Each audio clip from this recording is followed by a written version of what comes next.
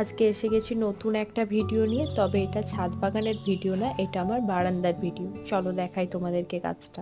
তার আগে যারা তোমরা এখনো সাবস্ক্রাইব করোনি আমার চ্যানেলটাকে, তাড়াতাড়ি সাবস্ক্রাইব করে নাও আরও নিত্য নতুন ভিডিও দেখার জন্য। এই গাছটা আমার বারান্দায় প্রায় 1 বছরের মতো আছে। কোনো রকম পাতা নষ্ট হয়নি বা পাতায় কোনো রকম পোকা লাগেনি। আমি যখন গাছটা বসিয়েছিলাম মাটিটা কিন্তু খুব ভালোভাবে রেডি করেছিলাম। মাটিটা আমি রেডি করেছিলাম সর্ষে খোল, নিম খোল, গোবর সার দিয়ে। এখনো পর্যন্ত গাছে আর খাবার দিইনি। বৃষ্টি হলে মাঝে মাঝে গাছটাকে একটু বাইরে বার করে দিই, 2-1 ঘন্টা রেখে তারপর আবার বারান্দায় তুলে নিই। জায়গাটায় রেখেছি, সানলাইট মোটামুটি আসে, সেজন্য এক্সট্রা করে আর রোদে দিতে হয় না।